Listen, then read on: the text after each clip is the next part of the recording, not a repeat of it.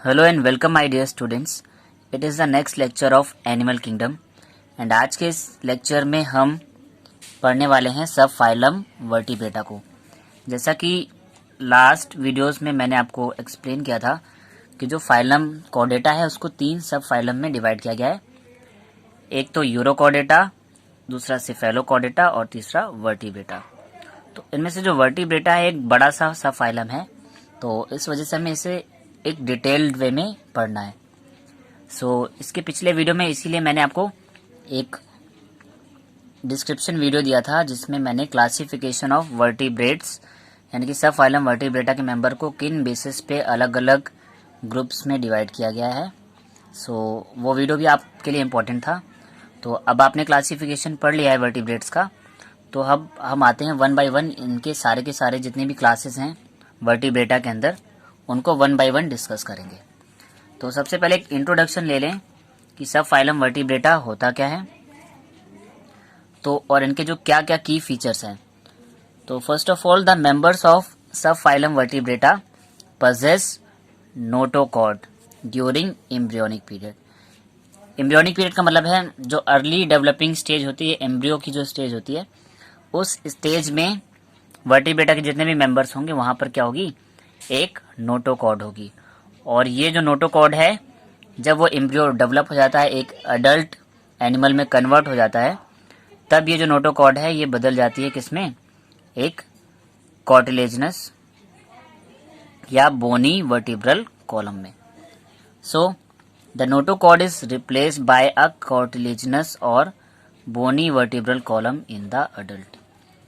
Means vertebrata के जितने भी मेंबर्स होंगे इनमें यंग स्टेज में यानी कि इनकी जो एम्ब्रियोनिक स्टेज होती है उस स्टेज में यहाँ पर एक स्ट्रक्चर पाया जाएगा नोटोकॉर्ड, और वही नोटोकॉर्ड बाद में एडल्ट एनिमल में कन्वर्ट हो जाएगी या तो कॉर्टिलेज की बनी हुई या बोन की बनी हुई एक वर्टिब्रल कॉलम में यानी कि बैक बोन में, जिसे हम रीढ़ की हड्डी बोलते हैं।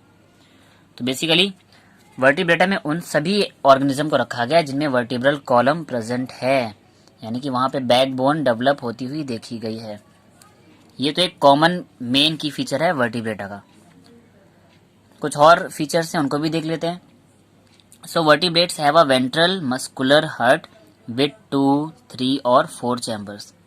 यानी जितने भी वर्टिब्रेट होंगे थोड़े से डेवलप कैटेगरी के तो है ही, तो इनकी बॉडी की वेंट्रल सरफेस पे यानी कि फ्रंट की सरफेस पे एक मस्कुलर हार्ट होगा, और अलग अलग ऑर्गेनिज्म में जो हार्ट के चैम्बर्स हैं वो वेरी करेंगे।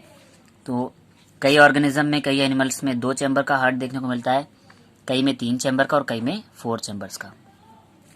नॉर्मली मैं एग्जांपल बताऊं तो जितनी भी फिशेज आ जाती हैं, ठीक है, उनमें 2 चैम्बर हार्ट होता है। जितने भी हमारे रेप्टाइल्स हैं और जो एम्फीबिया वगैरह हैं, इन सब में जो हार्ट है वो 3 चैम्बर का होता है। और फाइनली जब बात होती है बर्ड्स की और मैमल्स की, तो बर्ड और मैमल्स में जो हार्ट होता है वो 4 चैम्बर का होता है। तो सारे के सारे वर्टिब्रेट्स में हमको एक मस्कुलर हार्ट देखने को मिलेगा। सेकेंड पॉइंट क्या है, किडनीज फॉर एक्सक्रीशन, यानी कि बॉडी से नाइट्रोजनस वेस्ट को निकालने के लिए किडनी प्रेजेंट होंगी, और ये किडनी एक्सक्रीशन और ऑस्मो रेगुलेशन दोनों फंक्शन प्ले कर रही होंगी, यानी कि नाइट्रोजनस वेस्ट को निकाल भी रही होंगी। प्लस ऑस्मो रेगुलेशन का मतलब होता है बॉडी के अंदर सॉल्ट या मिनरल्स की कंसंट्रेशन को मेंटेन रखना। And paired appendages for locomotion which may be fins और लिम्स। तो इनके पास एक मस्कुलर हार्ट होगा, चाहे 2 चैम्बर का हो, चाहे 3 चैम्बर का, चाहे 4 चैम्बर का। एक्सक्रीशन और ऑस्मो रेगुलेशन के लिए किडनीज प्रेजेंट होगी। पेयर्ड अपेंडेजेस का मतलब है जोड़े में पेयर के फॉर्म में अपेंडेजेस होंगे, यानी कि हाथ या पैर होंगे जो कि हेल्प करेंगे लोकोमोशन में और अदर एक्टिविटीज में। तो अगर फिशेस की बात की जाए तो वहां पे फिन्स होंगे, और अदर ऑर्गेनिज्म में उनको हम लिम्स बोलते हैं। अब जैसे अगर आगे के 2 पैर हैं तो उन्हें 4 लिम्ब बोल देते हैं, पीछे के 2 हैं तो हाइंड लिम्स बोल देते हैं। तो अब सब फाइलम वर्टिब्रेटा को, जैसे कि लास्ट वीडियो में आपने अगर क्लासिफिकेशन वाला वीडियो देखा है तो उसमें आपको पता चल जाएगा कि हमने सब फाइलम वर्टिब्रेटा को 2 कैटेगरीज में डिवाइड किया था। 2 डिवीजन थे इसके। पहला डिवीजन था एनेथा। एनेथा का मतलब होता है ए से एब्सेंट और नेथा का मतलब होता है जॉ, यानी कि ऐसे ऑर्गेनिज्म जहाँ पे जॉ अब्सेंट है, यानी कि यहाँ पर इनके माउथ में जबड़ा नहीं बना है, यानी कि इनकी बॉडी में जो माउथ पार्ट है उसमें जॉ डेवलप नहीं हुआ है। और दूसरी जो कैटेगरी है वो है नेथोस्टोमेटा, यानी ऐसे ऑर्गेनिज्म जहाँ पे जॉ प्रेजेंट है, यानी कि जहाँ पे जबड़ा प्रेजेंट है, देखने को है, मिल रहा है। तो वर्टिब्रेटा को हमने दो कैटेगरी में डिवाइड कर दिया, एक ऐसे एनिमल्स एनेथा वाले जहाँ पे जॉ एब्सेंट होगा, और दूसरे नेथोस्टोमेटा जहाँ पे जॉ प्रेजेंट होगा। सो आज के लेक्चर में हम एनेथा को पढ़ने वाले हैं, और फिर आगे के फर्दर वीडियोस में हम नेथोस्टोमेटा को भी कवर अप करेंगे। तो एनेथा की बात की जाए, यानी कि ऐसे एनिमल्स जिनमें जॉ एब्सेंट होगा, यानी कि जबड़ा नहीं होगा। So the group agnatha is divided into two classes. पहली क्लास तो हमारी ऑस्ट्रेकोडर्माई और दूसरी साइक्लोस्टोमेटा। मैंने बताया भी था लास्ट वीडियो में आपको कि जो ऑस्ट्रेकोडर्माई है इससे ज़्यादा एक्सप्लेन नहीं किया जाता है, क्योंकि इनके इस क्लास के, इस डिवीज़न के जितने भी ऑर्गेनिज्म हैं वो सारे के सारे विलुप्त हो चुके हैं, एक्सटिंक्ट हो चुके हैं, यानी कि अब प्रेजेंट नहीं है। तो इस क्लास की कुछ ज़्यादा डिटेल्ड नॉलेज हम लोग के पास अवेलेबल नहीं है। और जो सेकेंड है हमारी वो साइक्लोस्टोमेटा है। तो बात कर लेते हैं ऑस्ट्रेकोडर्माई की। यहाँ पर क्या फीचर्स हैं?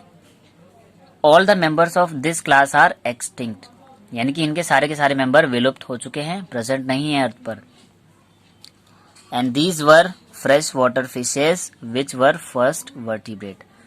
इनके जितने भी एक्सटिंक्ट मेंबर हैं वो सारी की सारी क्या थी? फ्रेश वाटर फिशेस थी, यानी कि फ्रेश वाटर में रहने वाली फिश थी वो, और वो उनको हम कंसीडर करते हैं फर्स्ट वर्टिब्रेट, यानी कि अर्थ पे पाई जाने वाली जो पहली वर्टिब्रेट थी वो ऑस्ट्रेकोडर्माई की मेंबर्स थी, जो कि क्या थी? फ्रेश वाटर फिशेस थी। एक और इम्पोर्टेंट पॉइंट क्या था? Their body was covered by a protective covering made up of hard scale, यानी कि इनकी पूरी की पूरी बॉडी पे कई सारे हार्ड स्केल बने हुए थे, यानी कि इनकी जो बॉडी है चारों तरफ से हार्ड स्केल से कवर्ड रहती थी। तो ऑस्ट्रेकोडर्माई ये तो एक्सटिंक्ट वैरायटी है, तो इसके बारे में ज़्यादा डिटेल नॉलेज तो नहीं करनी है हमें। बात कर लेते हैं हम साइक्लोस्टोमेटा की, जो कि हमारी सेकेंड कैटेगरी है एनेथा ग्रुप डिवीज़न की। तो क्लास साइक्लोस्टोमेटा में क्या हुआ? This class include jawless fishes, इसीलिए इन फिशेस को बुलाता है फॉल्स फिशेस। मतलब ऐसी फिशेस जिनमें जॉ एब्सेंट है उनको बुलाया जाएगा फॉल्स फिश। ट्रू फिशेस वही होंगी जिनमें जॉ प्रेजेंट होगा, क्योंकि जब तक माउथ नहीं होगा, टीथ वगैरह नहीं होंगे, तो उनको हम एक कंप्लीट माउथ नहीं बोलते हैं। तो साइक्लोस्टोमेटा जो मेंबर हैं वो तो एनेथा के मेंबर है, और एनेथा में जॉ एब्सेंट है, तो साइक्लोस्टोमेटा की फिशेस में भी जॉ एब्सेंट होगी, और इस वजह से इनको जॉलेस फिशेस बोला जाएगा या फॉल्स फिश। अब इनके की फीचर्स क्या हैं उन्हें जान लेते हैं। Most of the members of this class are marine but migrate for spawning to fresh water, यानी कि इनके जितने भी मेंबर्स हैं वो अधिकतर कैसे मैराइन है, यानी कि समुद्री पानी में रहते हैं। बट ये स्पॉनिंग के लिए, स्पॉनिंग का मतलब होता है रिप्रोडक्शन करना, यानी कि रिप्रोडक्शन करेंगी और अंडे देंगी, तो अंडे देने के लिए, रिप्रोडक्शन करने के लिए ये मूव कर जाती हैं फ्रेश वाटर में। इसको बोलते हैं माइग्रेशन। यानी जब भी कोई ऑर्गेनिज्म किसी पर्टिकुलर पर्पस के लिए एक जगह से दूसरी जगह पर जाता है तो हम उसे बोलते हैं माइग्रेशन। अब वो माइग्रेशन किसी भी वजह से हो सकता है। उनका पर्पस रिप्रोडक्शन का भी हो सकता है, और हो सकता है कि वो अपने एटमॉस्फेयर के क्लाइमेट को टॉलरेट करना चाहती हूँ, यानी कि गर्म जगह से ठंडी जगह पर जाना चाहती हैं, या ठंडी जगह से गर्म जगह पर वापस आना चाहती हैं। तो इनके सारे के सारे मेंबर्स मैराइन हैं, और ये स्पॉनिंग के लिए, यानी कि रिप्रोडक्शन के लिए फ्रेश वाटर में आ जाते हैं। After spawning within few days they die, यानी जैसे ये मैराइन वाटर से फ्रेश वाटर में आएंगी, स्पॉनिंग करेंगी, एग्स देंगी, उसके बाद ये मर जाती हैं। Their larvae after metamorphosis return back to ocean. अब जो फिशेस गई थी स्पॉनिंग के लिए फ्रेश वाटर में, ये अंडे देंगी और वहां पर मर जाएंगी। उसके बाद क्या होगा? उन अंडों से जो इनके लार्वा निकलेंगे वो लार्वा अपने में मेटामॉर्फोसिस करेंगे। मेटामॉर्फोसिस का मतलब होता है कि अपनी सारी की सारी डेवलपमेंटल स्टेजेस को कंप्लीट करेंगे, यानी कि एग, लार्वा और अडल्ट, और जैसे ये अडल्ट हो जाएंगे दे रिटर्न बैक टू ओशियन, यानी कि वापस से समुद्र में आ जाएंगे, अपने मैराइन वाटर में, खारे पानी में वापस आ जाएंगे। तो ये इस तरह से इनकी लाइफ साइकिल चलती है। कुछ और इंपॉर्टेंट की टर्म्स क्या हैं? These fishes are ectoparasite as well as scavenger. Ectoparasite का मतलब है कि किसी अदर बड़ी फिश पर या किसी अदर ऑर्गेनिज्म पर उनकी बॉडी से चिपकी रहेंगी और अपना नरिशमेंट लेती रहेंगी। यानी कि अगर बॉडी के बाहर कोई पैरासाइट है तो उसे बोलेंगे एक्टोपैरासाइट। और स्कैवेंजर का मतलब होता है जितने भी डेड एनिमल्स हैं ये उनको भी खा सकती हैं, उन पे भी डिपेंड होगी, तो इन्हें स्कैवेंजर भी बोला जाता है। जैसे कि बर्ड्स में वल्चर वगैरह जो होते हैं, गिद्ध वगैरह, ये भी स्कैवेंजर होते हैं। इसके बाद इनके रेस्पिरेशन की बात करें तो they have elongated body bearing 6 to 15 pair of gill slits for respiration. तो इनकी जो बॉडी है वो elongated होती है, यानी कि लंबी सी बॉडी होती है और उस बॉडी में करीब 6 से 15 जोड़ी गिल स्लिट प्रेजेंट होती हैं, यानी कि गिल्स के अलग अलग प्लेट प्रेजेंट होती हैं रेस्पिरेशन के लिए। तो यहाँ पर रेस्पिरेशन के लिए हमको देखने को मिलेगा कि करीब 6 से 15 पेयर गिल स्लिट प्रेजेंट होंगी। Scales and paired fins are absent. हमने ऑस्ट्रेकोडर्माई की बात की थी, तो ऑस्ट्रेकोडर्माई जो कि एक्सटिंक्ट वैरायटी हो गई है, वहां पर स्केल प्रेजेंट थे, बट यहाँ पर ना स्केल होंगे ना पेयर्ड फिन होंगे, यानी कि फिन जो कि इनको तैरने में हेल्प करते हैं तो वो भी यहाँ पर एब्सेंट होंगे। अब माउथ की बात कर लें तो भाई माउथ में जबड़ा तो है नहीं, जॉ नहीं है, तो माउथ कैसा होगा? दे have a sucking and circular mouth, यानी कि एक गोल सा सर्कुलर माउथ होगा, सकिंग टाइप का, ठीक है, जो कि मटेरियल को सक कर रहा होगा क्योंकि उसमें टीथ वगैरह नहीं होंगे। एंड विदाउट जॉ, यानी कि जबड़ा भी नहीं होगा, इसीलिए इनको एनेथा डिवीजन में रखा गया है जहां पे जॉ एब्सेंट होता है। So they have a sucking and circular mouth without jaws. इसके बाद बात कर लें सर्कुलेशन की, तो इनका जो सर्कुलेशन है that is close type. Close type का मतलब है, हमने जैसे ही स्टार्टिंग में बताया था, फर्स्ट पॉइंट जो वर्टिब्रेटा का सेकंड जो पॉइंट था वहां पर मैंने एक्सप्लेन किया था कि सारे वर्टिब्रेट में एक मस्कुलर हार्ट होगा, वो 2 चैम्बर का, 3 चैम्बर का या 4 चैम्बर का, कई चैम्बर का हो सकता है। और अगर मस्कुलर हार्ट है तो हार्ट से निकलने वाली वेन्स भी होंगी, यानी कि जो ब्लड है वो आर्टरी और वेन के थ्रू क्लोज ट्यूब के अंदर फ्लो कर रहा होगा, डायरेक्टली किसी सेल या टिश्यू में जाकर मिक्स नहीं हो रहा होगा। तो इसीलिए इनका जो सर्कुलेशन है वो क्लोज टाइप का है, क्लोज ब्लड वेसल में ब्लड का फ्लो होगा। और मैंने स्टार्टिंग में ही बताया था कि जो फिशेज होती हैं कॉमनली उनका जो हार्ट होता है वो 2 चैम्बर्ड होता है। तो चाहे बात की जाए ट्रू फिशेज हों यानी कि जॉ वाली फिशेज हों, चाहे जॉलेस यानी कि फॉल्स फिशेज हों, ट्रू और फॉल्स दोनों की कैटेगरी में जो हमारा जो जो हार्ट है वो 2 चैम्बर्ड ही होने वाला है, यानी कि 2 चैम्बर होंगे। और इनका हार्ट कैसा है? वेनस हार्ट है, क्योंकि 2 चैम्बर होते हैं, एक ऑरिकल और एक वेंट्रिकल।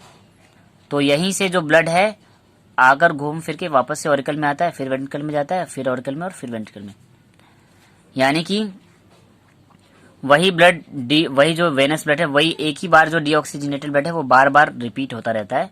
यानी कि यहाँ पे जो ब्लड का सर्कुलेशन है वो वेन्स के थ्रू ही हो रहा है, यहाँ पे आर्टरी डेवलप नहीं है, यानी कि ब्लड जो है ऑक्सीजनेटेड प्रॉपरली नहीं हो रहा है, इसलिए इनके हार्ट को बोला गया है वेनस हार्ट।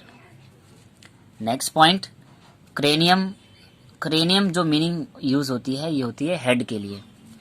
तो cranium and vertebral column are cartilaginous, यानी कि यहाँ पे सर होगा, क्रेनियम भी होगा और वर्टिब्रल कॉलम तो होगा ही, यानी कि बैकबोन जरूर प्रेजेंट होगी क्योंकि ये मेंबर्स हैं सब फाइलम वर्टिब्रेटा के।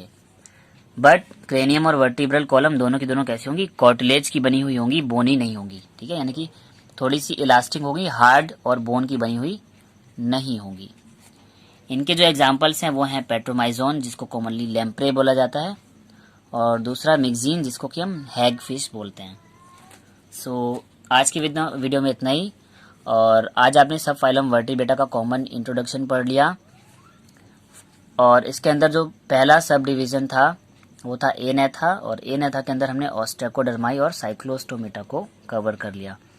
देन नेक्स्ट वीडियो लेसन में हम नेथोस्टोमेटा को पढ़ेंगे, यानी कि वहाँ पर ऐसे ऑर्गेनिज्म आ जाएंगे जिनमें जॉ प्रेजेंट होगी। सो स्टूडेंट्स, ये वीडियो आपको कैसा लगा प्लीज़ कमेंट करके बताएं। एंड अगर ये वीडियो आपको समझ आया तो इसे लाइक करें एंड ज़्यादा से ज़्यादा स्टूडेंट्स तक शेयर करें ताकि वो भी अपने डाउट्स को क्लियर कर पाएँ। साथ ही चैनल को सब्सक्राइब कर लें और बेल आइकन को भी प्रेस कर लें ताकि आने वाले अपकमिंग वीडियोस की नोटिफिकेशन आपको टाइमली मिलते रहें। एंड एक और इम्पॉर्टेंट पॉइंट, अगर आपने लास्ट वीडियो मिस कर दिया है जहां पर मैंने क्लासिफिकेशन ऑफ वर्टिब्रेट्स को एक्सप्लेन किया है, नहीं देखा है, तो डिस्क्रिप्शन बॉक्स पर दिए गए लिंक पर क्लिक करके आप उस वीडियो को ज़रूर से ज़रूर देखें, क्योंकि अगर आप क्लासिफिकेशन ऑफ वर्टिब्रेट्स को समझेंगे नहीं तो उसकी डिटेल्ड स्टडी भी आपको समझ में नहीं आएगी। सो आई होप कि अगर आपने देख लिया हो तो अच्छी बात है, अगर नहीं देखा है तो डिस्क्रिप्शन बॉक्स पर जाकर लिंक मिल जाएगा आपको उस वीडियो का, तो वहाँ पर जाकर आप उस वीडियो को भी देख सकते हैं। So thanks my dear students, have a nice day.